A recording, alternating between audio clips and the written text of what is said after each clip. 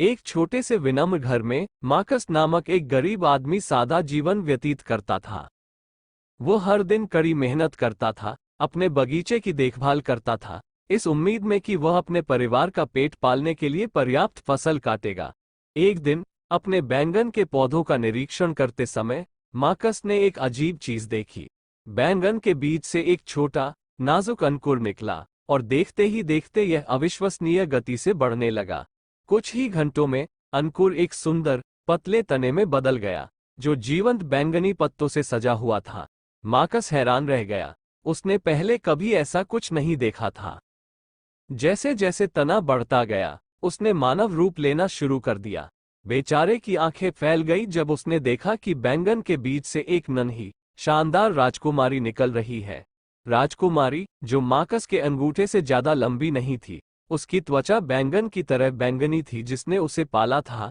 उसके बाल हरे बेलों के जंगली गुच्छे थे और उसकी आंखें चमकदार तारों की तरह चमक रही थी। मार्कस मंत्रमुग्ध हो गया। ऐसा महसूस हो रहा था जैसे उसने किसी बहुमूल्य खजाने को पा लिया हो। जैसे जैसे दिन बीतते गए, बैंगन की राजकुमारी, जिसका नाम मार्कस ने वायोला रखा, ताकत और बुद्धिमत्ता में बढ़ती गई। उसे पौधों और जानवरों से बात करने की असाधारण क्षमता प्राप्त थी और उसके स्पर्श से गहरे घाव भी भर सकते थे।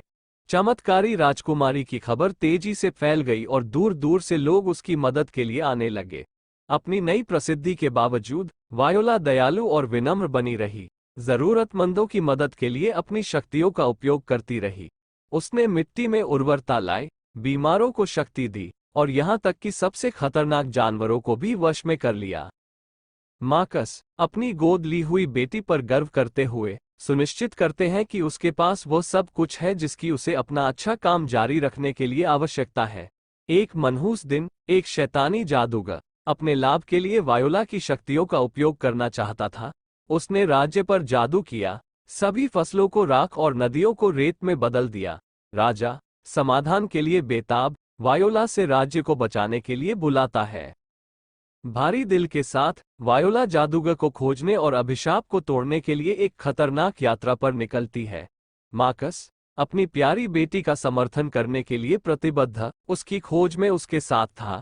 एक साथ उन्होंने खतरनाक इलाकों और भयानक प्राणियों का सामना किया, लेकिन वायोला की शक्तियों और मार्कस के प्यार ने एक अद्वितीय संगम साबित किया। जादूगर की गुफा तक पहुंचने पर वायोला ने बैंगन की शक्ति का आह्वान किया और एक शानदार बैंगनी रोशनी ने काले जादूगर को घेर लिया, उस अभिशाप को धरती से मिटा दिया। राज्य बच गया और वायोला एक नायक की तरह स्वागत के लिए घर आए। उस दिन से वायोला को बैंगन की राजकुमारी के रूप में मनाया गया, जो उम्मीद और दया की प्रतीक बन गई।